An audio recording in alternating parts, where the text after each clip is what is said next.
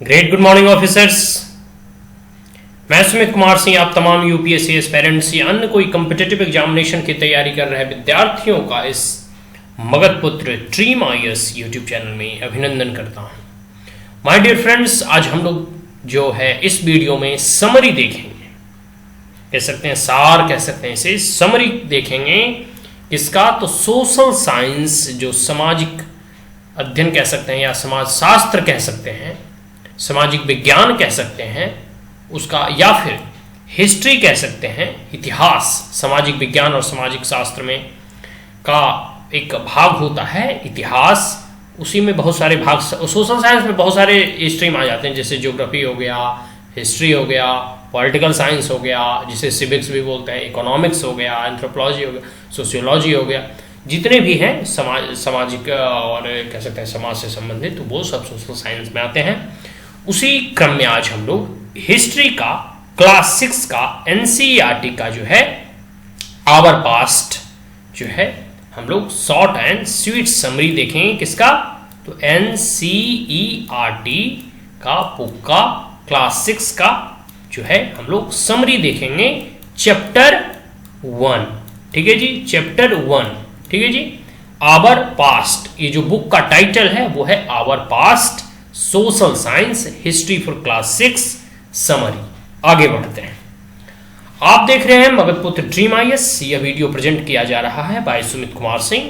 अगर आप हमारे चैनल पर पहली बार आए हैं तो इसे शेयर अधिक से अधिक करें और हमारे वीडियो को कह सकते हैं चैनल को सब्सक्राइब भी करें और also press the bell icon, जिससे कि मैं कभी भी कोई भी इंफॉर्मेटिव वीडियो या यूपीएससी से संबंधित कोई वीडियो डालूं, या कह सकते हैं अभी प्रारंभिक परीक्षा का कह सकते हैं 10 क्वेश्चन डेली का एक सीरीज चल रहा है उसका वीडियो डालूं, या फिर अन्य कोई कम्पिटिटिव एग्जामिनेशन से वीडियो डालूं, वह आपको तुरंत मिल सके।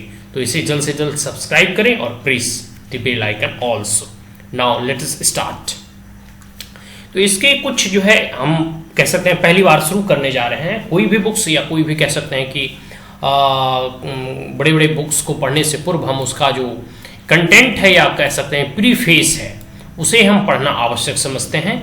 तो जो है आप स्किप ना करें, इसका भी एक बहुत बड़ा कह सकते हैं इम्पोर्टेंस है, क्योंकि आप कोई भी व्यक्ति का अगर व्यक्तित्व जानना चाहते हैं, उनसे मिलने से पूर्व उनका हाव भाव, उनकी ढांचा, उनकी रूपरेख, उनकी सुंदरता, या फिर यूं कहूँ तो उनके पूरा का पूरा जो पर्सनालिटी है वो बुक के कवर से मिलता है। तो हम जो आने वाले पूरे इस कह सकते हैं कि चैप्टर 1 का जो सार देखेंगे, समरी देखेंगे, उसका पूरा का पूरा कह सकते हैं कि ओवरव्यू हम यहाँ लेंगे कि आखिर इतिहास पढ़ना क्यों चाहिए, इतिहास का क्या इंपॉर्टेंस है।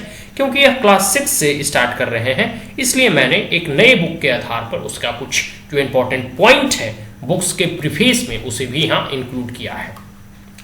इसमें the national curriculum framework NCPA 2005 का जो है नेशनल करिकुलम फ्रेमवर्क बना था, रिकमेंड किया था कि the children life at school must be linked to their life outside the school. मतलब जो बच्चों का जीवन है, स्कूली जीवन है, वो सिर्फ स्कूली जीवन से जुड़ा हुआ ना रहे, बल्कि स्कूल से बाहर, स्कूल के बाहरी परिवेश से, समाज से भी जुड़ा हुआ रहे।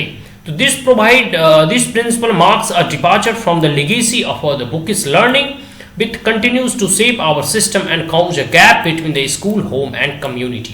देखिए, यह प्रिंसिपल के आधार पर जो है अब हम जो बुकिश लर्निंग था, जो रोट लर्निंग था, उसे अब हटाकर जो है अब कह सकते हैं कि एक ऐसा सिस्टम बनाएंगे जिसमें कि बच्चों का जो है वो मन मस्तिष्क जो सिर्फ क्लासरूम में ही ना रहे, बल्कि बाहरी जीवन में, अपने लोकेलिटी में क्या घट रहा है, अपने समाज में क्या हो रहा है, अपने नेशंस के में क्या क्या न्यू डेवलपमेंट अमेंडमेंट्स और बिल आ रहे हैं, मतलब सामाजिक स्तर पर उसे एक जागरूक सिटीजन, एक जागरूक इंसान बनाने की आवश्यकता बात कही जा रही है। और बुक और कह सकते हैं बुकिश या रूट लर्निंग से पीछे हटने की बात कही जा रही है, जो कि जो है समाज, स्कूल और घर और कम्युनिटी में जो है गैप पैदा करती है यह बुकिश, और जो कि सिर्फ और परीक्षा के लिए पढ़ा जाता है। लेकिन जब आप समाज से जुड़ेंगे तो सिर्फ परीक्षा के लिए ही नहीं, बल्कि एक अवेयर सिटीजन, एक नागरिक के दायित्व और राइट्स के भी बारे में आप जान सकेंगे। तो यह आवश्यक है कि जो गैप है उसे हटाया जाए और हम समाज से जुड़ सकें।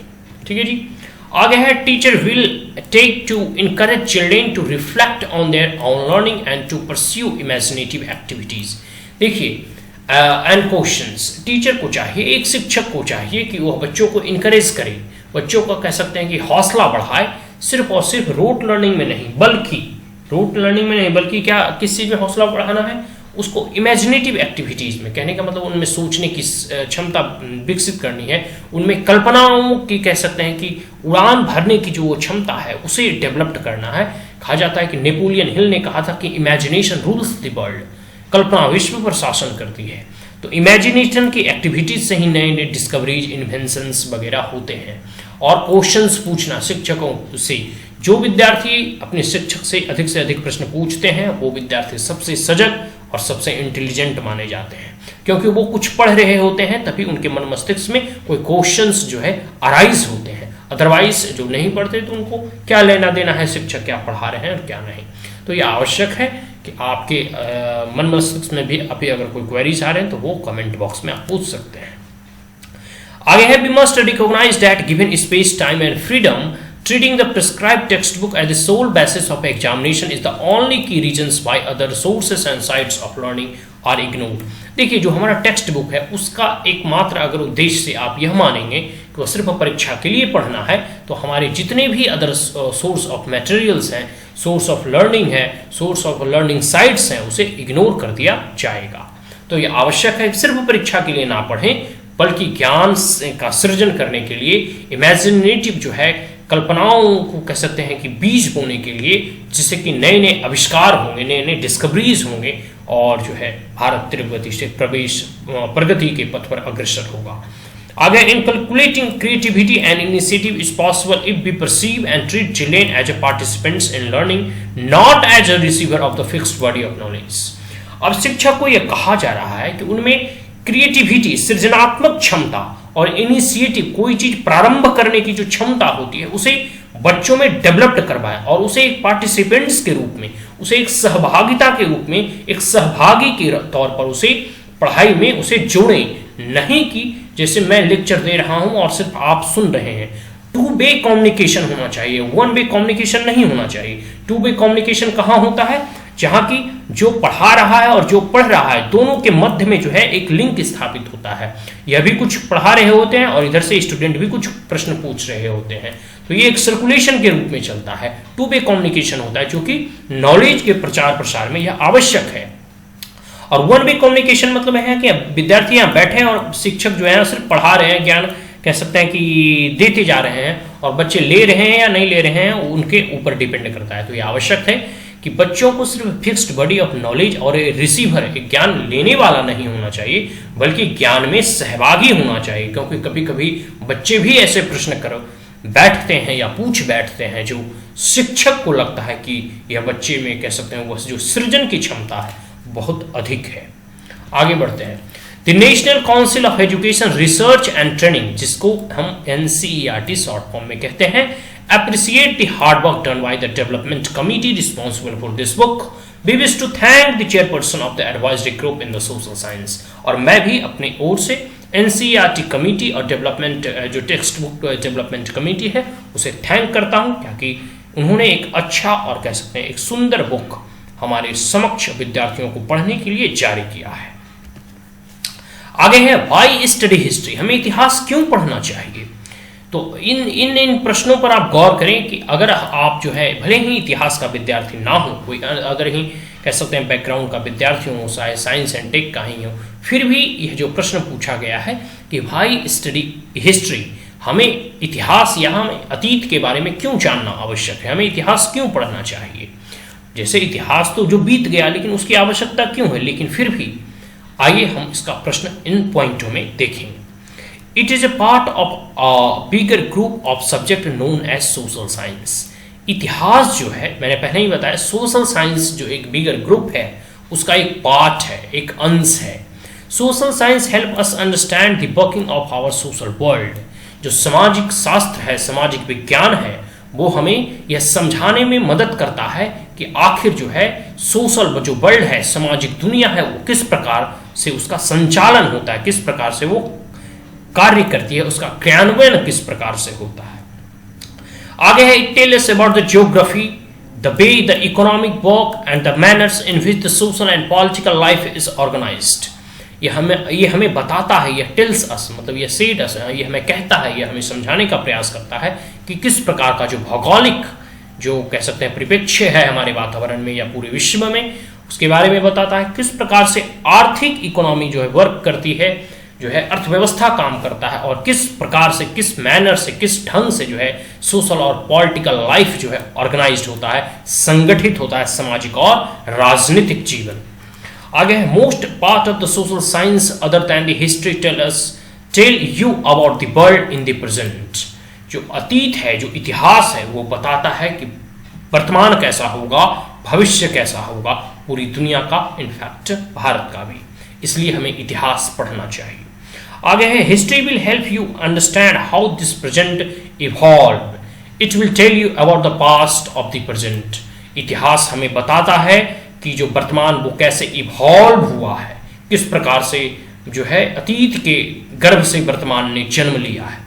तो इतिहास ये हमें समझाने का प्रयास करता है कि जो प्रेजेंट है, जो वर्तमान समय है, उसका अतीत कैसा रहा है, उसका इतिहास कैसा रहा है। इसलिए भी हमें इतिहास पढ़ना चाहिए, और इससे हमें इतिहास कह सकते हैं इंपॉर्टेंस पता चलता है, सिग्निफिकेंस पता चलता है हिस्ट्री सब्जेक्ट का और ओवरऑल हिस्ट्री का इन सोशल लाइफ और इन सोशल एंड पॉलिटिकल लाइफ। ये कुछ जैसे देखिए मृदभांड है, पॉट वगैरह है, इस कुछ कॉइन्स हैं या मोहरे वगैरह कह सकते हैं। आगे बढ़ते हैं। History in the sense is an adventure. History इस प्रकार से एक एडवेंचर है, ठीक है जी। इट इज ए जर्नी, यह एक लंबी यात्रा है across the time and space. कह सकते हैं कई युग और काल और कई समय से स्पेस में कह सकते हैं हम अतीत की दुनिया में प्रवेश करते हैं। तो यह एक यात्रा भी इसे कहा जाता है और इसे एडवेंचर के रूप में भी कहा जाता है। आगे है it transports us into another world and another age in which people live differently. कह सकते हैं कि इतिहास जो है हमें एक अलग ही दुनिया में ले जाता है, कह सकते हैं, या फिर एक अलग एज में, एक अलग समय में, एक अलग काल में, एक अलग परिस्थितियों में ले जाता है, जहां लोग जो है डिफरेंट तरीके से, भिन्न तरीकों से अपना जीवन यापन करते हैं। आगे है their economy and society, their beliefs and faith and their clothes and food, their settlements and buildings, their art and crafts, everything was totally different, और you can say that was different. कह सकते हैं उनकी अर्थव्यवस्था, किस प्रकार से उनकी जो है इकोनॉमी संचालित होती थी, किस प्रकार के समाज और सामाजिक उनकी संरचना थी, किस प्रकार के उनके आस्था थे, बिलीफ्स थे, फेथ थे, विश्वास था, किस प्रकार का उनका पहनावा ओढ़ावा है, और किस प्रकार से उनके खान पान है, किस प्रकार के कह सकते हैं वो सामाजिक परिवेश में वो व्यवस्थित थे, उनके सेटल थे, और कह सकते हैं किस प्रकार की उनकी बिल्डिंग का आर्किटेक्चर वगैरह था, स्कल्पचर्स वगैरह थे, उनके आर्ट एंड क्राफ्ट क्या क्या थे, हथकरघा वस्तुएं क्या क्या थी। ये सब के सब जो है जितने डिफरेंट, जैसे आप अमेरिकन सिविलाइजेशन को कह सकते हैं, अमेरिका का देख लेंगे, उनका पहनावा उड़ावा, भारत के कह सकते हैं पहनावा उड़ावा टोटली डिफरेंट है। इंडियन सिविलाइजेशन को देखेंगे, हड़प्पन कल्चर का सिविलाइजेशन देखेंगे। इनफैक्ट इंडिया में भी आज आदिवासी का पहनावा उड़ावा अलग है, एक सिख का पहनावा उड़ावा अलग है, एक जाट का पहनावा उड़ावा अलग है, एक कह सकते हैं राजस्थान का अलग है, एक कह सकते हैं नॉर्थ ईस्टर्न स्टेट का अलग है। तो विविधताओं में कह सकते हैं भरा हुआ जितने भी डिफरेंसेस थे, उन तमाम चीज़ों के बारे में अगर हमें जानना होता है तो हम इतिहास को खंगालते हैं, इतिहास को पढ़ते हैं, जिससे कि हम जान पाते हैं उनकी अर्थव्यवस्था को, उनके सामाजिक संरचना को, उनके विश्वास को, उनके फेथ को, उनके पहनावे उड़ावे, उनके क्लॉथ्स को, उनके फूड को, उनके सेटलमेंट को, उनके आर्ट्स एंड क्राफ्ट को। तो आगे कहा गया है कि history can open the door into such world. इतिहास जो है इन तमाम जो है दुनिया की दरवाजे को खोलता है, जिससे हम यह सब जान पाते हैं। आगे why should be bother about past that are no longer with us, past that have gone by. ऐसा एक प्रश्न पूछा गया एक विद्यार्थियों से कि आखिर हम इतिहास के बारे में इतना चिंतित क्यों हैं, इतना बोदर क्यों करें, आखिर हम क्यों इतिहास को पढ़ें। दैट आर नो लॉन्गर, जो कि अब हमारे साथ नहीं है, past that have gone bye, जो अतीत था, जो इतिहास है, जो अब चला गया, उसके बारे में हम इतना चिंतन और मनन क्यों करें, उसका अध्ययन क्यों करें। इसमें कहा गया but history is not just about the past, it is about the present. इतिहास सिर्फ और सिर्फ अतीत के बारे में नहीं है, इतिहास सिर्फ और सिर्फ जो बीता हुआ समय है उसके बारे में नहीं है, यह मोर और लेस कहें तो यह वर्तमान के बारे में भी है। आगे, the society we live in has been fashioned by those who came before us. जिस समाज में हम अभी रह रहे हैं, जिस वर्तमान परिवेश में हम अपना अभी आज जो जीवन यापन कर रहे हैं, वो किसी काल में फैशन्ड बाय जो है वो गुजार चुके हैं, जो हमारे पूर्वज जो आए हैं उस समाज में वो रह चुके हैं। ठीक है जी। The joy and the sorrows of their daily lives, their attempt to grapple with the problems of their time, their discoveries and inventions slowly transform human societies. जो हमारे पूर्वज आए, जो हमारे पूर्वजों ने इस पृथ्वी पर रहे और किस प्रकार से उन्होंने सुख और दुख को जिया अपने दैनिक जीवन में, डेली लाइफ में, और attempt to grapple the problem, और जितने भी कठिनाइयां आई उनको सामना किया, उनसे जूझे, और इस प्रकार जो है बहुत सारे डिस्कवरीज और इन्वेंशंस हुए, बहुत चीज़ों का आविष्कार हुआ, खोज हुआ, और स्लोली जो है धीरे धीरे यह समाज में परिवर्तन आने लगा। जैसे देखिए 20 से 40 साल पूर्व हमारे पास मोबाइल नहीं था, इससे भी पूर्व अगर हमारे पास टीवी नहीं था, इससे भी पूर्व अगर चले जाएं तो हमारे पास रेडियो नहीं था, तो डाक के द्वारा पत्र भेजे जाते थे। उससे भी अगर पूर्व चले जाएं तो कह सकते हैं कबूतरों के द्वारा कह सकते हैं पत्रों का आदान प्रदान और संदेशों का आदान प्रदान किया जाता था।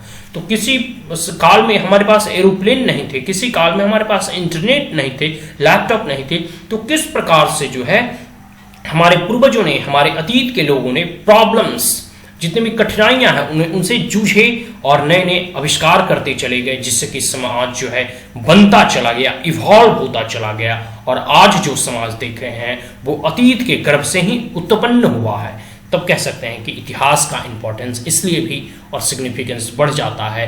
हमें इतिहास को सिर्फ और सिर्फ बीता हुआ कल के रूप में नहीं जानना चाहिए, यह बहुत कुछ वर्तमान भी है। आगे, when we return to the past, when we study history, we can begin to see how these changes happened and we can observe their long-term effect. जब हम इतिहास को पढ़ेंगे तो यह जान पाएंगे, जब हम इतिहास को पढ़ेंगे तो यह जान पाएंगे कि आखिर हमारा अतीत जो है, हमारा जो भविष्य है, वो हमारा जो वर्तमान है, वो अतीत में कैसे बदला, किस प्रकार से वो कह सकते हैं इवॉल्व हुआ, और उसके लॉन्ग टर्म जो है दीर्घकालिक प्रभाव क्या पड़े, जिससे कि हम यह निर्णय कर सकते हैं कि अभी जो कार्य हो रहे हैं उसके आने वाले दीर्घकालिक जो है इफेक्ट और प्रभाव क्या होंगे। By reading history, we can understand how the modern world has emerged over its long centuries of development. हम इतिहास को पढ़कर, इतिहास को समझकर, अतीत को जानकर ये समझ पाएंगे कि जो वर्तमान युग है, जो मॉडर्न युग है, जो डेवलप्ड कर सकते हैं दुनिया है, वर्ल्ड है, वो कैसे जो है एक लॉन्ग सेंचुरीज, एक लंबे युग के विकास का परिणाम है। आगे बढ़ते हैं। This year we will take you back to the Asian past. इस साल जो हम लोग जो क्लास 6 का एनसीईआरटी है उसमें एशियन पास्ट के बारे में पढ़ेंगे, तो उसमें क्या क्या प्रमुख चीज रहेगा, जिसमें king and queen's, conquest and policies, जैसे राजाओं के बारे में, रानियों के बारे में, उनके विजय और पराजय के बारे में, उनके युद्ध के बारे में, उनकी नीतियों के बारे में पढ़ेंगे। आगे पढ़ेंगे हंटर एंड पेजेंट्स, जो जितने भी हंटर्स वगैरह होते हैं जो जंगलों में रहते थे और पशु पक्षियों को मारकर खाते थे, उनके बारे में है। पेजेंट्स के बारे में जो है किसान वगैरह, क्राफ्ट पीपल के बारे में है, जो हथकरघा वगैरह, बुनकर वगैरह होते हैं उनके बारे में। फिर ट्रेडर्स के बारे में, जितने भी कह सकते हैं व्यापारी वगैरह के बारे में, उनके बारे में हम लोग इस इतिहास के बुक में पढ़ेंगे। आगे fire come iron tool were discovered, किस प्रकार से अग्नि आया, किस प्रकार से लौह का खोज हुआ, लोहे के खोज होने के बाद क्या क्या परिवर्तन हुए। आगे how wheat and rice began to cultivated, किस प्रकार से जो है पहले जो है गेहूं और धान नहीं होते थे, लेकिन किस प्रकार से जो है वो गेहूं और धान जो है किसानों के द्वारा उपजाना प्रारंभ कर दिया गया। आगे विलेजेस एंड टाउन्स डेवलप्ड, किस प्रकार जो है गांव और जो शहर का जो है विकास हुआ। सेंट बिल्डिंग्स एंड पेंटिंग, किस प्रकार से जो साधु संत का कह सकते हैं आगमन हुआ, नए नए बिल्डिंग्स बनने प्रारंभ हुए, किस प्रकार से कलाकृतियां, पेंटिंग्स वगैरह आए। रिलीजन्स एंड बिलीफ, किस प्रकार से धर्म और संस्कृति आया, विश्वास और आस्था आई। और lifes and activities of the ordinary women, men and children, और एक आम और सामान्य जीवन जीने वाले, जीवन कह सकते हैं कि सामान्य नागरिक के जीवन कैसा था, उनके क्या क्या क्रियाकलाप थे। वुमेन्स के बारे में, महिलाओं के बारे में, मेन के और चिल्ड्रन के बारे में। आगे how historians came to know about the past, आखिर इतिहासकार जो है भविष्य के में रहने वाले, अभी वर्तमान में रहने वाले लोग जो इतिहास का अध्ययन करते हैं उसे इतिहासकार कहा जाता है। तो आखिर इतिहासकार जो है वो अतीत के बारे में कैसे जान पाते हैं, तो उनको जानने का जो है क्या क्या कह सकते हैं, वो किन किन चीज़ों से जानते हैं। तो सबसे पहला clues and traces left by the people who lived in the past. जो क्लू है, जो ट्रेसेस है, जो कि छोड़ा गया है हमारे अतीत और पूर्वजों के द्वारा, उससे वो इतिहास को जान पाते हैं। आगे स्टोन टूल्स, जैसे कोई भी पत्थर के टूल्स वगैरह हो गए। ट्रेसेस ऑफ प्लांट्स, प्लांट्स के ट्रेसेस। बोन्स, हड्डियों से भी जानने को मौका मिलता है। और रिटेन मटेरियल, जो लिखित मटेरियल अवेलेबल है उनसे भी जानने को मौका मिलता है। आगे पिक्चर्स, कलाकृतियां वगैरह, पिक्चर्स, फोटो वगैरह, ऑर्नामेंट, ज्वेलरी वगैरह हो गए। और इम्प्लीमेंट्स, इंस्क्रिप्शंस एंड कॉइन्स, जितने भी इंस्क्रिप्शंस हो गए, इंस्क्रिप्शंस मैं आगे बताऊंगा। इंस्क्रिप्शंस जैसे ये कोई पत्थर है, इसके ऊपर कुछ लिखवाया गया है किसी राजाओं के द्वारा, कोई ऑर्डर्स को या फिर कोई विज्ञप्ति को, या फिर कोई अगर कहीं युद्ध जीते हैं तो पत्थरों पे खुदवा कर लिखवाया जाता है, उसे इंस्क्रिप्शंस कहते हैं। और क्वाइन, सिक्के वगैरह, बिल्डिंग्स हो गए, पुराने जो बिल्डिंग्स वगैरह शेष बचे हुए हैं, खंडर वगैरह, उनसे हमें जानने का मौका मिलता है। आगे स्कल्पचर्स वगैरह, पॉट वगैरह, मृतभांड वगैरह, जो मैंने आगे फोटो भी दिखाया, पेन्स वगैरह, can tell something about the past. तो इन सब चीजों की मदद से हम इतिहास के बारे में जान पाते हैं। ठीक है जी। आगे, before you search your shoulders ask yourself one question. देखिए, आगे बढ़ने से पूर्व आप अपने आप से एक प्रश्न पूछिए। तो वह प्रश्न क्या है? तो do I want to know who am I, क्या यह जानना चाहते हैं कि मैं कौन हूं? Do I want to understand how this society work, क्या आप जो है या क्या हम जो है या मैं जो है यह जानना चाहते हैं कि यह सोसाइटी कैसे वर्क करती है, कैसे काम करती है, कैसे फंक्शन करती है। अगला प्रश्न है, do I want to understand the world in which I live, क्या आप इस दुनिया को समझना चाहते हैं जिस दुनिया में आप रहते हैं? इफ यू डू, अगर आप हाँ समझना चाहते हैं, अगर आप समाज को जानना चाहते हैं, आप अतीत को जानना चाहते हैं, आप यह जानना चाहते हैं आप कौन हैं, then you will need to know how our societies have evolved. तब आपको यह जानना जरूरी है कि हमारा समाज जो है वो कैसे इवॉल्व हुआ, कैसे आगे बढ़ा। And how our past have shaped the present, और किस प्रकार जो हमारा अतीत जो है आज वर्तमान को एक आकार दे पाया है, किस प्रकार जो है अतीत के गर्भ से आज वर्तमान जो उत्पन्न हुआ उसका रूप, रंग और आकार क्या है। तो यह सब जो है इतिहास को पढ़ने से ही समझ आएगा। ये देखिए किसी राजा का इंस्क्रिप्शन है, क्वाइन भी कह सकते हैं इसे। यह वीडियो आप देख रहे हैं मगधपुत्र यूट्यूब चैनल पे। अगर आप हमारे चैनल पे पहली बार आए हैं तो इसे लाइक, शेयर और सब्सक्राइब करना ना भूलें।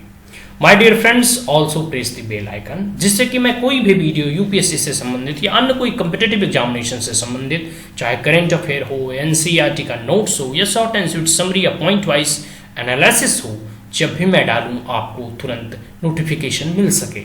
तो यह आवश्यक है कि आप चैनल को सब्सक्राइब और press the bell icon also. तो अगर अभी तक आपने सब्सक्राइब नहीं किया तो जल्द से जल्द सब्सक्राइब करें। आइए अब आगे बढ़ते हैं। अब हम इसका कंटेंट देखेंगे। फॉरवर्ड तो हम लोगों ने पहले ही पढ़ लिया जी। कंटेंट देखेंगे कि कौन कौन से चैप्टर्स हैं। इसमें हम लोग पहला ही चैप्टर पढ़ने जा रहे हैं, दूसरा चैप्टर किसी अगले वीडियो में।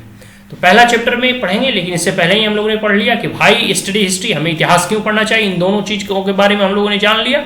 अब हम कंटेंट देखेंगे कितने चैप्टर्स हैं क्लास 6 के जो है एनसीईआरटी हिस्ट्री का। ठीक है जी, हिस्ट्री का क्लास एनसीईआरटी का हम लोग समरी देख रहे हैं और उसके कितने कह सकते हैं चैप्टर्स हैं टोटल इस बुक में।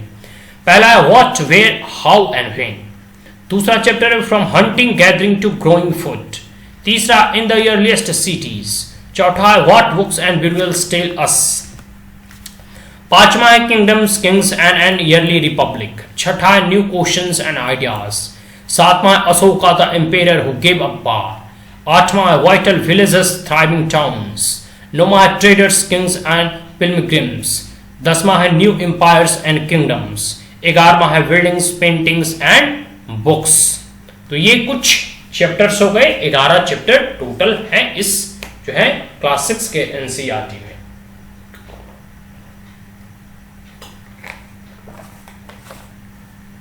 आइए आगे बढ़ते हैं। ये देखिए मृतभांड है, और कुछ इंस्क्रिप्शंस भी इसमें चिन्हित हैं, कुछ पेंटिंग्स भी हैं इसमें। देखिए अगर आप गौर से देखेंगे तो यहाँ आपको पेंटिंग नजर आएगा। इसमें इंस्क्रिप्शंस हैं, कुछ उल्लिखित हैं, मतलब कह सकते हैं कि जो स्टोन्स वगैरह होते थे उस पर खुतबा के राजा महाराजाओं के द्वारा चिन्हित किया जाता था, लिखवाया जाता था। आगे है पहला चैप्टर, तो आज हम लोग इसका समरी देखेंगे। ठीक है जी, अब तक हम लोग इंट्रोडक्शन देख रहे थे, आखिर इतिहास हमें पढ़ना क्यों चाहिए, इतिहास का इंपॉर्टेंस और सिग्निफिकेंस क्या है। What, where, how and when, इसे समझते हैं। व्हाट मतलब क्या, वेयर मतलब कहां, हाउ मतलब कैसे, एंड व्हेन मतलब कब, मतलब क्या, कहां, कैसे, और सॉरी, व्हाट मतलब क्या, वेयर मतलब कहां, हाउ मतलब कैसे, और व्हेन मतलब कब। क्या, कहां, कैसे और कब हुआ, इन सब चीजों के बारे में देखेंगे। तो ये दो इंस्क्रिप्शन है, इसे क्वाइन भी कहते हैं। आइए अब हम लोग आगे बढ़ते हैं। तो हम लोग देख रहे हैं चैप्टर जो है 1 का जो है समरी देखेंगे, या चैप्टर 1 है। ठीक है, पहला अध्याय है क्लास 6 का एनसीईआरटी का। ठीक है जी, हिस्ट्री का। ठीक है जी,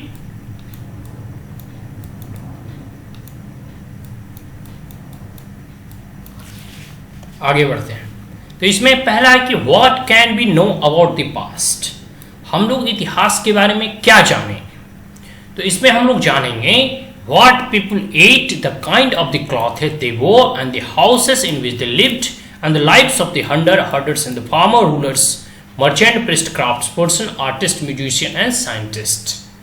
जो है अगर इसमें प्रश्न पूछा जाता है कि what can be know about the past, हम लोग अतीत के बारे में, इतिहास के बारे में क्या जानेंगे, तो हम लोग कह सकते हैं कि इसमें हम लोग यह जानने का प्रयास करेंगे कि आखिर जो पीपल थे, आखिर जो लोग थे, वो क्या क्या खाते थे, किस प्रकार के कपड़े को पहनते थे, और किस प्रकार के वो घर में रहते थे, और किस तरीके से जीवन यापन करते थे, यह भी इंपॉर्टेंट है। ठीक है जी, like the lifes of the hunter, किस प्रकार से जो हंटर्स का जीवन समूह कैसा था, हर्डर्स का कैसा था, जो समूहों में रहते थे, किसानों का जीवन कैसा था, एक राजाओं और महाराजाओं का जीवन कैसा था, इन सब चीज़ों के बारे में हम लोग इस कह सकते हैं कि वीडियो में जानेंगे, और कह सकते हैं कि हम इतिहास को पढ़कर यह जानने का प्रयास कर सकते हैं, जिसमें कि शुरू में ही क्वेश्चन पूछ दिया गया कि what can be know about the past, हम लोग किस चीज़ों के बारे में अतीत का जानने का प्रयास करेंगे। आगे मर्चेंट वगैरह कैसा थे, ट्रेड्स वगैरह कैसे, व्यापार वगैरह कैसे होते थे, पृष्ठ पुजारियों वगैरह के बारे में जानेंगे, क्राफ्ट्स पर्सन्स वगैरह के बारे में जानेंगे, आर्टिस्ट के वगैरह में जानेंगे, और म्यूजिशियन और साइंटिस्ट के बारे में जानेंगे। मतलब ठीक है जी, इन तमाम लोगों के बारे में हम लोग जान के एक ओवरऑल पिक्चर बना सकते हैं कि इतिहास था कैसा, अतीत हमारा कैसा था। आगे है where did people live, people कहाँ रहते थे, मतलब लोग अक्सर रहते कहाँ थे। ठीक है जी, तो इन क्वेश्चंस बाइज करके जो है, जैसा कि एनसीईआरटी में बताया गया वैसा ही जो है हम लोग एक समरी देखते जा रहे हैं। तो lived along with the bank, वो कहाँ रहते थे, बैंक ऑफ द रिवर। देखिए एक बैंक होता है जो हम पैसा जमा करते हैं, लेकिन एक बैंक होता है नदी का किनारा, तो वह बैंक यहाँ जो है पैसा वाला नहीं है, नदी का किनारा है। ठीक है जी, तो lived along the bank of the river, वो जो है नदी के किनारे के इर्द गिर्द रहते थे, जिससे कि पानी की अवेलेबिलिटी मिलते रहती थी, और नदी के इर्द गिर्द में जो है जमीन भी उपजाऊ होता है। आगे है skilled gatherer, wealth of the plant, forest and collected root fruits, जो है उनके पास जो है एक स्किल्ड गैदरर वो होते थे, मतलब उनकी जो स्किल होती थी कोई चीज़ को गैदर करने का मतलब है कि जुटाना, जैसे जंगल की लकड़ियों को जुटाना, जंगल में बहुत सारे मेडिसिनल प्लांट्स हैं, जितने भी खाद्य पदार्थ थे, जो फ्रूट्स वगैरह थे, जो रूट्स वगैरह थे, जितने भी, वो सब जंगल से ही लाते थे, क्योंकि वो जंगल में ही रहते थे, मतलब फॉरेस्ट वगैरह में ही रहते, तो वहीं से कलेक्ट करते थे। आगे produce for their food hunted animal, और वह जो है कह सकते हैं पशु पक्षियों को मारकर भी जो है वो खाया करते थे। ठीक है जी, आगे रियरिंग, वो एनिमल्स वगैरह को भी पाला करते थे, जैसे सिप हो गया, भेड़ हो गया, गोट हो गया, बकरी हो गया, एंड कैटल्स, गाय वगैरह, भैंस वगैरह, बैल वगैरह, and live in the village, और वो लोग ग्रामीण जीवन में रहते थे। तो ठीक है जी, वेयर डिड पीपल लिव, हम लोगों ने बता दिया कि पीपल कहाँ रहते थे, बैंक ऑफ द रिवर, क्या क्या करते थे वो भी बता दिया, और किन किन चीजों को डोमेस्टिकेटेड वो पालते थे, इन सब चीजों के बारे में ओवरऑल द पिक्चर यहाँ क्रिएट हो गया। अब यहाँ देखिए कुछ यहाँ नाम दिए गए हैं, जैसे प्रमुख जगहों का नाम है, 3 पॉइंट देखिए यहाँ मैंने यहाँ इंडिकेट कर दिया पॉइंट वाइज। पहला है Sulaiman and Kirthar hills to the north west में, made first began to grow crops, यहाँ जो है सुलेमान एंड किरतार हिल्स में जो है पहली बार जो है क्रॉप को जो है वो रोपना बिगेन हुआ, सच एज व्हीट, गेहूं और बरेली, इन 8000 ईयर मतलब 8000 साल पूर्व पहली बार सुलेमान एंड किरतार, ये कहाँ स्थित है, नॉर्थ वेस्ट में। अब आइए इसका मैप देखते हैं। नॉर्थ वेस्ट ये हो गया, ये सुलेमान की पहाड़ी और रेंज है, तो यहाँ जो है 8000 साल पूर्व जो है कह सकते हैं कि गेहूं और बरेली बाजरे की खेती प्रारंभ हो गई थी। इसे सुलेमान जो है कह सकते हैं, और ये नॉर्थ वेस्ट में पड़ता है, सुलेमान और किरतार हिल्स, ठीक है जी, सुलेमान और किरतार हिल्स, ठीक है जी, ये एरिया नॉर्थ वेस्ट में 8000 पहले पूर्व में ही, ठीक है जी। यहाँ आदमी जो है क्रॉप को ग्रो करना शुरू कर दिए गए थे, गेहूं और बरेली।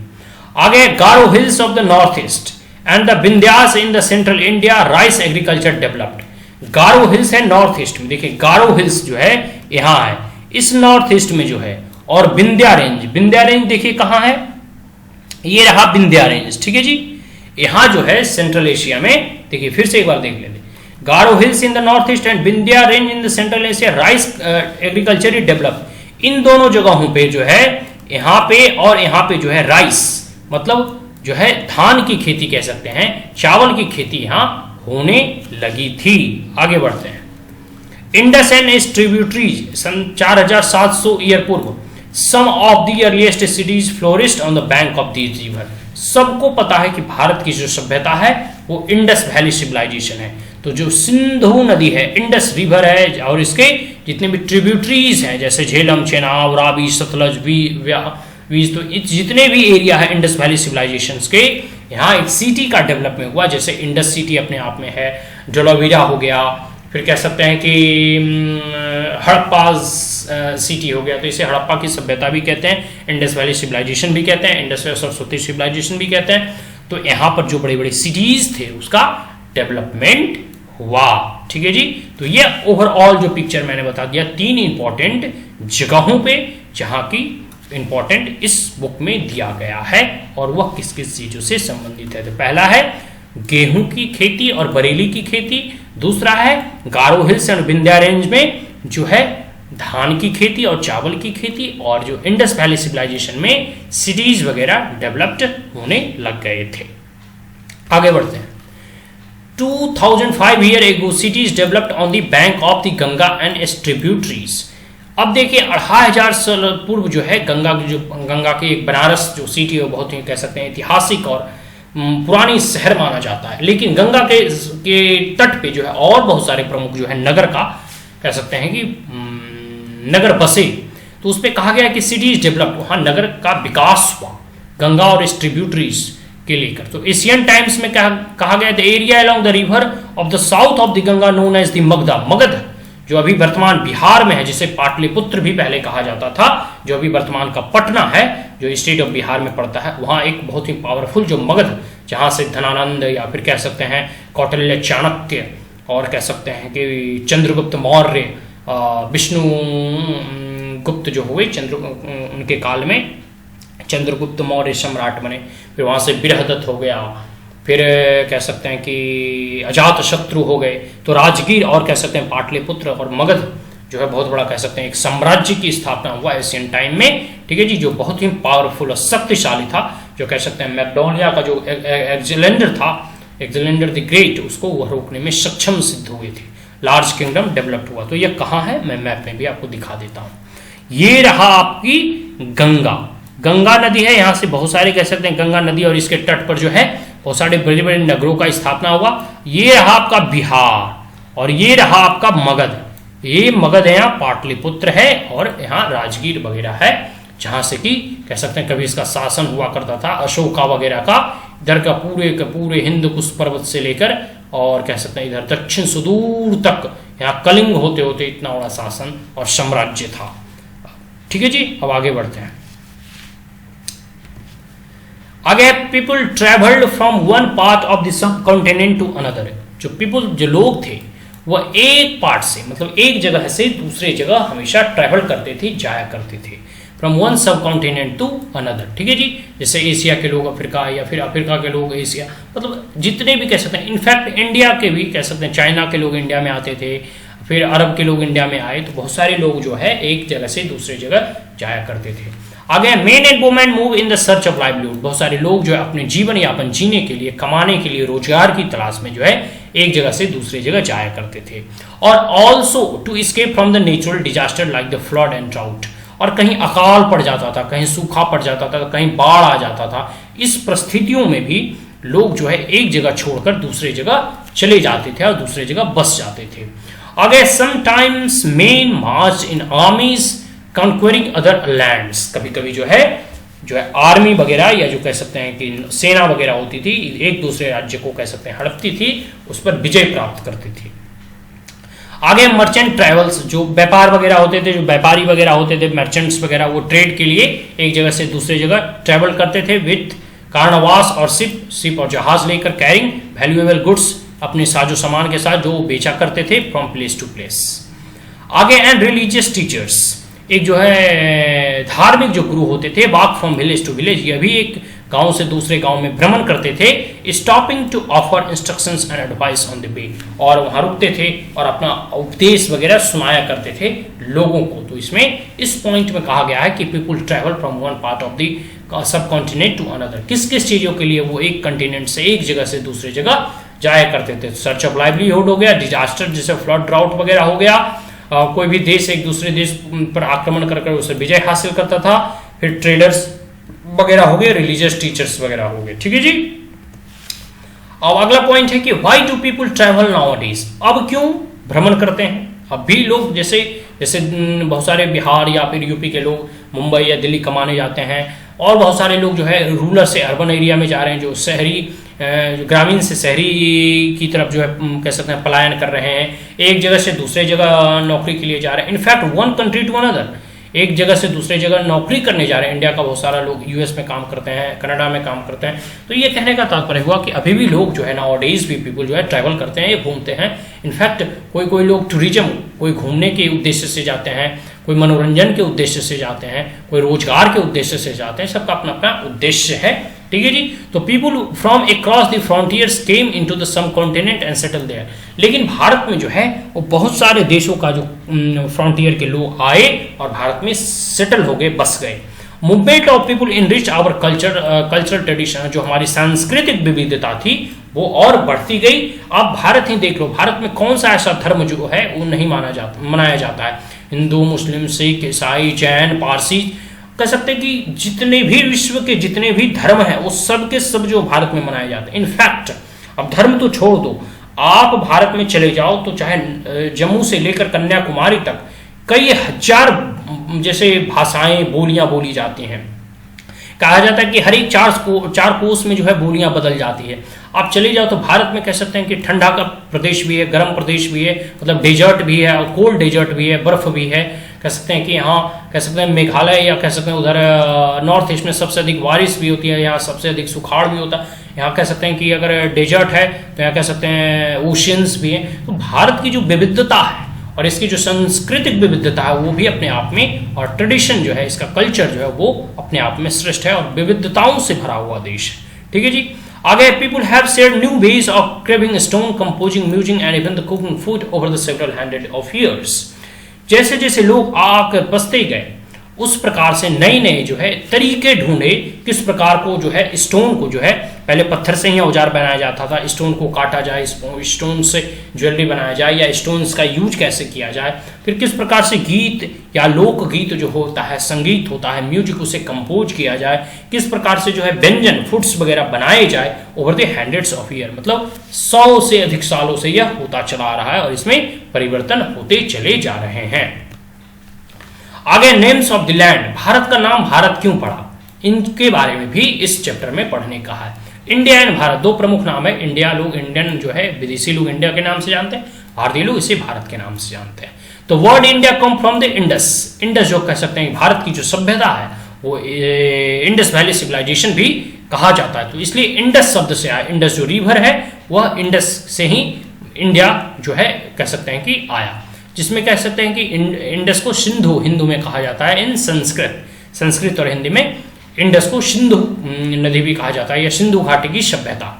तो इसमें कहा गया कि the Iranian and the Greeks, जो ईरानियन और ग्रीक्स थे, जैसे अलेक्जेंडर वगैरह ग्रीक्स से यहाँ आए थे, who came through the north waste, वह नॉर्थ वेस्ट से आए थे, ठीक है जी, अबाउट 2500 ईयर्स को, 2500 साल पूर्व, they and were familiar with the Indus, और वह इंडस से जान पहचानते थे, एंड कॉल्ड इट हिंदूज और इंडोज, तो अपनी भाषा में हिंदूज और इंडोज बोलते थे, इंडस को वह इंडोज बोलते थे, and the land of the east of the river was called India. जैसे देखिए ये अगर इंडस है इधर, मतलब कह सकते हैं नॉर्थ वेस्ट है, और ये हमारा जो है पूरा का पूरा मतलब अगर कहते तो इंडिया है, अगर ये नॉर्थ वेस्ट है तो नॉर्थ वेस्ट में जितने भी लोग आते थे इधर, हमारा जो है कह सकते हैं इंडस रिवर अगर हो गया, तो इंडस रिवर के इधर जितने भी कह सकते हैं लैंड था उसे इंडिया का नाम दिया गया, और जो उनका प्रोनाउंसिएशन था ईरानियन और ग्रीक का, वो कह सकते थे हिंदूज और इंडोस, जैसे कि हिंदू भी बाद में बना और यह इंडिया आया।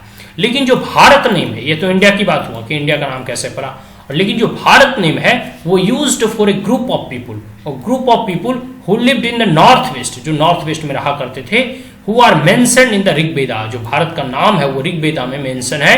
The earliest composition in the Sanskrit dated about 3000 3500 पूर्व में जो है ऋग्वेद की जो कह सकते हैं रचना की गई थी, उसमें जो है संस्कृत की रचनाओं में भारत नाम का जिक्र है। आगे finding out about the past, अतीत के बारे में कैसे जानते हैं लोग, तो search for and read books, जैसे जितने भी हैं सर्च फॉर करते हैं वो मतलब ढूंढते हैं, और अतीत जो इतिहास का किताब है, पुस्तक है, उसे उसमें वो खोजते हैं, पढ़ते हैं। That way written long ago, जो कि बहुत पूर्व में लिखा जा चुका है। दीज आर कॉल्ड मैन्युस्क्रिप्ट, उसे मैन्युस्क्रिप्ट इसलिए कहते हैं क्योंकि वो रिटन बाई हैंड है, मतलब वो हाथ से लिखा गया है। मैन्युस्क्रिप्ट मानव के द्वारा स्क्रिप्टेड है, मानव के हाथों के द्वारा, हस्तलिपि। They come from the Latin word manu meaning hand, जो लैटिन वर्ड है मनु, और मैनु स्क्रिप्ट, मनु मतलब हैंड से, स्क्रिप्टेड है, हाथ से लिखा गया है, तो उसे मैन्युस्क्रिप्ट कहा गया है, ठीक है जी। तो मैन्युस्क्रिप्ट वगैरह से पढ़कर जो हम इतिहास के बारे में जानते हैं। Finding out about the past, हम अतीत के बारे में किन सब चीजों से जानते हैं। They use to written on the palm leaf, palm leaf जो है एक पौधा है, उसके जो छाल होते हैं, छिलके होते हैं, उसके ऊपर लिखा जाता था, ये बहुत अधिक समय तक। और इसका जो छिलका, ये बाकायदा जो है ये हिमाचल प्रदेश वगैरह, जम्मू कश्मीर में पाम का एक ट्री होता है, उसी के छिलकों को कह सकते हैं कि उखाड़ कर उस पर लिखा जाता था। तो ये देखिए मैंने यहाँ उदाहरण के रूप में आपको यहाँ दे दिया है। आगे प्रिजर्व्ड इन टेम्पल्स और मोनेस्ट्रीज, जो है टेम्पल्स वगैरह में या मोनेस्ट्रीज वगैरह में ये प्रिजर्व करके रखा जाता था, संरक्षित जो करके रखे। अभी भी बहुत सारे ऐसे टेम्पल्स वगैरह हैं जिसमें कि बहुत पुराने अतीत के जो चीजें हैं उसे संरक्षित करके सजो के रखा गया है, ठीक है जी। और टेम्पल्स वगैरह हो गया, मोनेस्ट्रीज वगैरह जैसे बुद्धिस्ट मोनेस्ट्रीज वगैरह हो गए, जो मठ वगैरह होते हैं, उसमें बहुत अतीत के चीज़ों को, हस्तलिपियों को, मैन्युस्क्रिप्ट को संरक्षित करके उसमें रखा गया है। आगे क्या कौन कौन सब्जेक्ट में होता था, तो रिलीजियस बिलीफ, तो जानते हैं कि टेम्पल्स है तो रिलीजियस बिलीफ होगा ही, मतलब धार्मिक विश्वास और आस्थाओं के बारे में, प्रैक्टिसेस के बारे में क्या क्या प्रचलन थी, lives of the king, medicine and science, राजाओं का जो है किस प्रकार जीवन यापन था, मेडिसिन के बारे में, मतलब भारत की अगर बात करें तो भारत में जैसे चरक संहिता हो गया, जो है इस मेडिसिन के बारे में लिखा गया पुस्तक है, जो कि इतिहास में लिखा गया। और साइंस के बारे में जो एस्ट्रोनॉमी वगैरह हो गए, जिसमें कि कह सकते हैं कि कितने ग्रह हो गए, ये सब भारत की कह सकते हैं खूबी है कि जब साइंस उतना डेवलप्ड भी नहीं था फिर भी कितने ग्रह हैं, 9 ग्रह हो गए, कौन दिन कब कैसे पड़ेगा, जैसे 28 दिन का या 365 दिन का एक ईयर होता है, इन सब चीज़ों के बारे में कह सकते हैं भारत पहले से ही जानता था। इसका जो कैलेंडर है विक्रम संपन्न, तो उसके बारे में कह सकते हैं कि भारत की जो कैलेंडर है बहुत ही आगे है as compare to western calendar.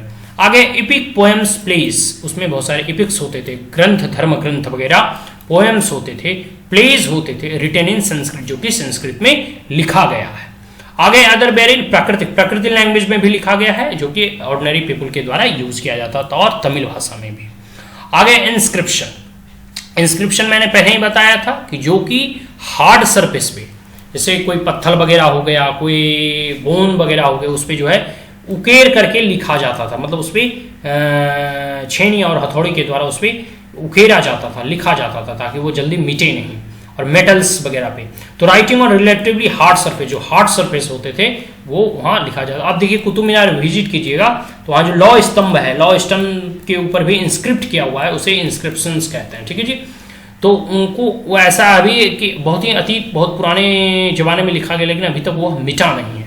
तो writing on relatively hard surface such as stone और मेटल्स, किंग ऑर्डर्स, जो राजा वगैरह आदेश दिया करते थे, आदेश पारित करते थे, उसे कहते थे पत्थरों पर उकेरा जाता था। आगे inscription are inscribed on hard surfaces, ठीक है जी, ये तो हो गया। Many of these were inscribed several hundreds year ago, बहुत ही अतीत में लिखा गया, हजारों साल पूर्व। All inscriptions contain both script and language, बहुत सारे में स्क्रिप्ट भी है और लैंग्वेज भी है। Languages which were used as well as script have change over time, language जैसे जैसे समय के साथ बदलता गया, मतलब अगर 5000 साल पूर्व का तो इंस्क्रिप्शन नहीं मिलेगा, लेकिन 2500 साल पूर्व जो है इंडस वैली सिविलाइजेशन से संबंधित इंस्क्रिप्शंस अवेलेबल हैं।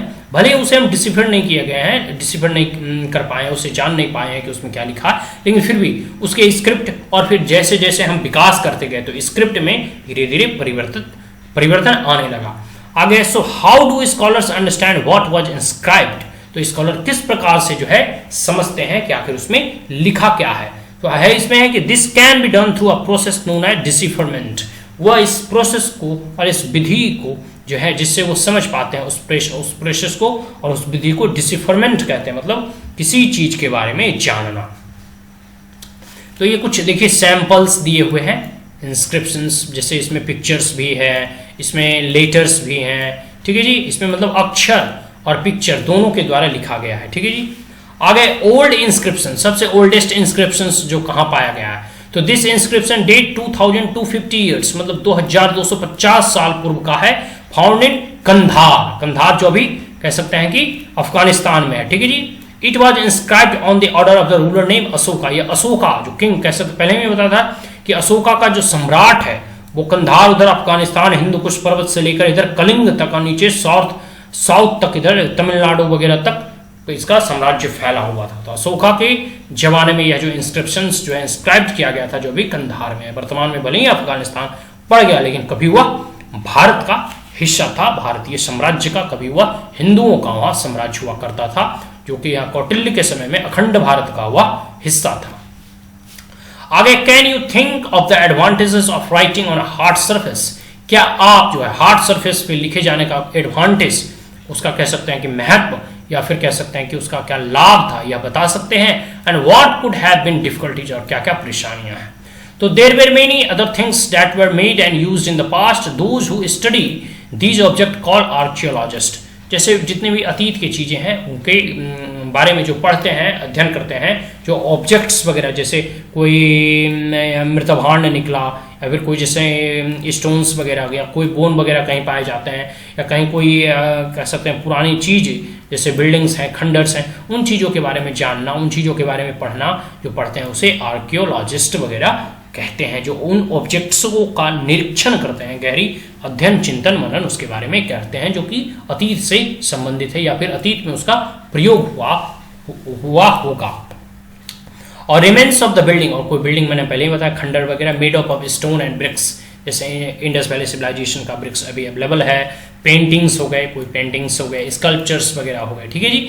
Explore and excavate, dig under the surface of the earth, और सरफेस ऑफ द अर्थ को उसको डिग करते हैं, खोदते हैं, उसे निकालते हैं, फाइंड टूल्स वगैरह निकलता है, वेपन्स वगैरह निकलता है, पोर्ट्स वगैरह, पेन्स एंड क्वाइंस वगैरह, ऑर्नामेंट्स वगैरह, ज्वेलरी वगैरह निकलता है। तो इन सब चीज़ों के माध्यम से जो है वो यह जान पाते हैं कि आखिर जो है हार्ड सरफेस पे लिखे होने का फायदा, जैसा कोई स्टोन है उस पर कुछ लिखा हुआ है, कोई ज्वेलरी है जो कह सकते हैं लोहे की या फिर स्टोन्स के बने हुए हैं, जैसे शिवलिंग वगैरह हो गया, या फिर कोई वैसे इंस्क्रिप्शंस जो कि उकेरे गए हैं। तो इन सब चीज़ों के माध्यम से वो एक्सप्लोर करते हैं, उसे जानने का प्रयास करते हैं। सरफेस के अंदर जैसे कोई मृदा भांड वगैरह मिल गया, कोई कप या कोई प्लेट मिल गए, कोई हड़िया या कोई बर्तन मिल गए, पॉट्स वगैरह मिल गए, तो इन सब चीज़ों के माध्यम से वो जानते हैं और कह सकते हैं कि यह आसानी होता है अगर वो पत्थर का हो, नष्ट ना हुआ हो। ये देखिए मृदा भांड हो गया, मैंने पहले बोला पॉट्स वगैरह। Apart from the old city, मतलब ये 4700 साल पुराना है ये पोर्ट्स, ठीक है। इसके देखिए ये पेंटिंग्स वगैरह, इनकी कलाकृतियाँ वगैरह जो है किस प्रकार के हैं और ये किस प्रकार से ब्लैक करके ब्लैक ग्रे पेंटिंग का यूज करते थे।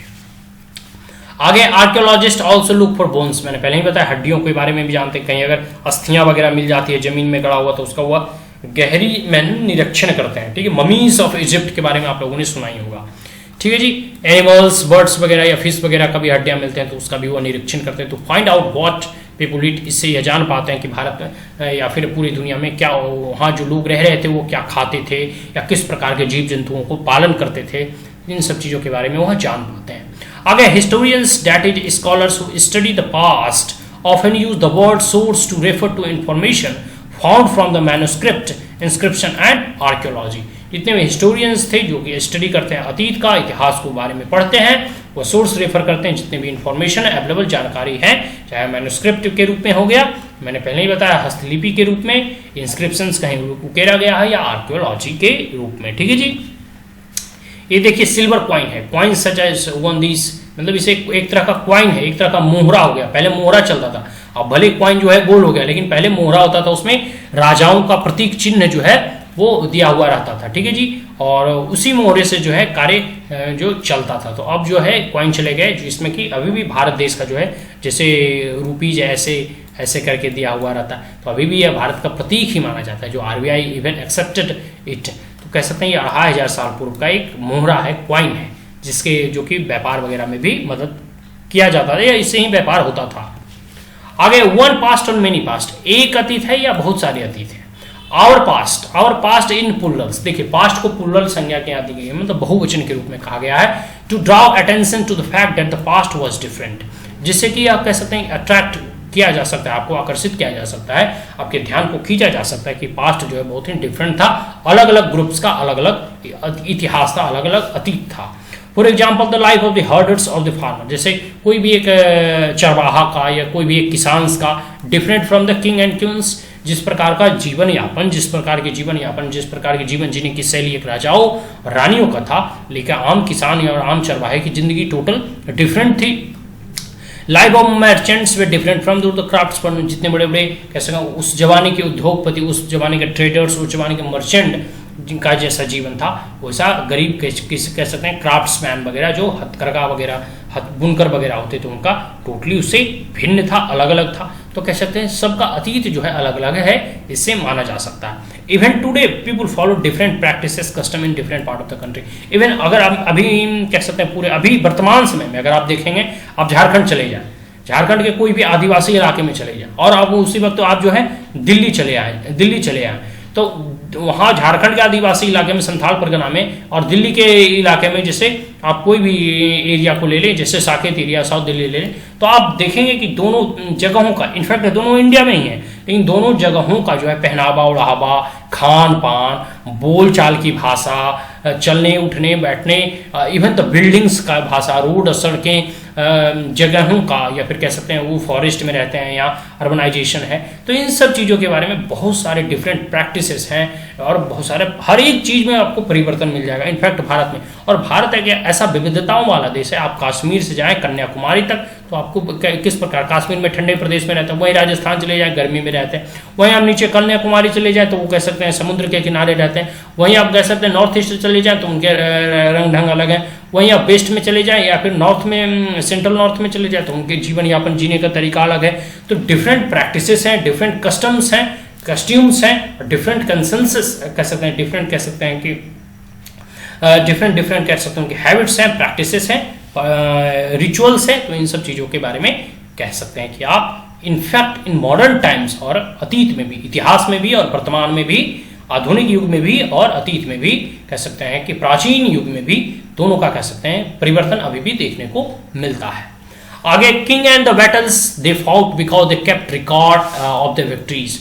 देखिए किंग्स का जो है, राजाओं महाराजाओं का, उनके युद्ध वगैरह का जो है संग्रह या फिर कह सकते हैं उनके रिकॉर्ड्स इजीली अवेलेबल हो जाते हैं, क्योंकि जब कोई भी राजा युद्ध जीतता था तो उसका जो है वो छपवाता था इंस्क्रिप्शंस वगैरह में, लोहे वगैरह के या ताम्र पत्तियों पर या फिर कह सकते हैं कि शिलालेखों पर वो छपाया करते थे। लेकिन जो आम जीवन होते हैं, generally ordinary people such as hunters जो है, या फिशिंग फॉक्स, गैदरर्स हो गए, किसान हो गए, हॉर्डर्स हो गए, did not keep record of what they did, वो जो है अपना कोई रिकॉर्ड वगैरह वैसा रखते नहीं थे, ठीक है जी, ताकि उनके बारे में हम जान सकें। तो about their life there is a much that remain unknown, तो इन आम जनताओं के बारे में जो है जानना जो है कह सकते हैं ये अननोन है, बहुत ही कम जानते हैं हम इसके बारे में। आगे व्हाट डू डेट्स मीन, आखिर डेट्स का जो तारीख होता है, जो तिथि होता है, उसका क्या महत्व है, हम तिथियों के बारे में कुछ शॉर्ट एंड स्वीट पॉइंट देखेंगे। The date generally assign to the birth of Jesus Christ, देखिए यह स्वाभाविक है कि इंडियन कैलेंडर जो है विक्रम संबंध जो है ये कह सकते हैं कि ब्रिटिश कैलेंडर्स वगैरह से या वेस्टर्न कैलेंडर वगैरह से बहुत पूर्व जो है छपता था, या कह सकते हैं कि उसका एक अपना महत्व है भारतीय कैलेंडर का। लेकिन कह सकते हैं कि भारत में कह सकते हैं लगभग 1000 सालों की दास्तां देखिए, गुलामी देखिए, तो ये स्वाभाविक है कि उनका जो है प्रभाव जो है किसी भी देश पे जिसका आधिपत्य रहता है उसका प्रभाव पड़ता है। तो जैसे ही आप जैसे वेस्टर्न का भी इन्फ्लुएंस है वर्ल्ड ओवर में, कह सकते हैं चाहे वर्ल्ड पावरफुल कंट्री में हो तो वेस्टर्न कंट्री है, वर्ल्ड डेवलप्ड कंट्री में हो तो वेस्टर्न कंट्रीज हैं, वर्ल्ड अगर मोस्ट इनोवेटिव कंट्री हो तो वेस्टर्न कंट्री है, वर्ल्ड में सबसे अधिक अगर कोई रिलीजियस जनसंख्या में हो तो वो वेस्टर्न कंट्री वाले हैं। तो उनका प्रभाव जो है पूरी दुनिया पे है, कह सकते हैं कि तो जीसस क्राइस्ट के बाद जो 2000 साल में उनका जीसस क्राइस्ट जो फाउंडर है क्रिश्चियन रिलीजन का, क्रिश्चियनिटी का, उनके बाद से जो है या डेट ऑफ बर्थ जो है कह सकते हैं उनके जन्म तिथि के बाद जो है तिथि का कह सकते हैं या फिर वेस्टर्न कैलेंडर जो है प्रारंभ हुआ। तो डेट बिफोर द क्राइस्ट आज काउंटेड एज द बैकवर्ड, जो कह सकते हैं बीसी बिफोर क्राइस्ट, जैसे 2000 तो 2000 के पूर्व से उसे बीसी कहा जाता है, ठीक है जी। और एडी मतलब this stand for 2 Latin words anno domini meaning the year of the lord, AD मतलब year of the lord, so 2012 can also be written as the AD 2012 मतलब एडी 2012 मतलब जीसस क्राइस्ट के बाद, ठीक है जी। And C stand for the common era and BC stand for before common era. इन सब कुछ जो प्रमुख जो है पॉइंट है जो मैं आपको इसलिए बता रहा हूं कि जब आप भविष्य में कभी भी इतिहास पढ़ेंगे तो ये चीजें आपको कोई नहीं बताने वाला। ये जो कह सकते हैं इंपॉर्टेंट चीज है वो मैं इसलिए बता रहा हूँ ताकि बहुत सारे विद्यार्थियों को मन में कॉन्फ्लिक्ट एराइज होते रहता है कि भाई ये बीसी क्यों लिखा रहता है, बिफोर क्राइस्ट क्या होता है, या फिर जीसस क्राइस्ट का जो है वो जन्म तिथि के बाद या जन्म तिथि से पहले क्या क्या मतलब अंतर हुआ। तो पहले बीसी हो गया और बाद में एडी हो गया। कॉमन इरा में है जो जनरली कॉमन इरा कहते हैं जैसे एडी को, और बीसी जो है बिफोर कॉमन इरा मतलब बीसी भी कह सकते हैं इसे, बिफोर क्राइस्ट इरा भी कह सकते हैं, ठीक है जी। और BP meaning the before present are also used, ठीक है जी। तो इन सब जो इंपॉर्टेंट है डेट्स का और कह सकते हैं महत्व का, जो मैंने पहले बताया कि dates generally assign to the birth of Jesus Christ, जो है जीसस क्राइस्ट के बर्थ से असाइन करता है, फाउंडर ऑफ द क्रिश्चियनिटी है, जो 2000 means 2000 year after the Jesus Christ, मतलब 0 से लेकर अगर आज 2021 चल रहा है तो 2021 एडी होगा, मतलब कह सकते हैं कि यह जीसस क्राइस्ट का 2021 साल हो गया और जो है कह सकते हैं कि यह वेस्टर्न कैलेंडर पे आधारित है। और बीसी मतलब बिफोर क्राइस्ट, 2000 से पूर्व जो है वह बिफोर क्राइस्ट चलता है, मतलब क्राइस्ट के जन्म से पूर्व। आगे बढ़ते हैं, सम इंपॉर्टेंट डेट्स, अब कुछ महत्वपूर्ण तारीख देख लेते हैं। तो the beginning of the agriculture 8000 साल पहले एग्रीकल्चर प्रारंभ हो गया था।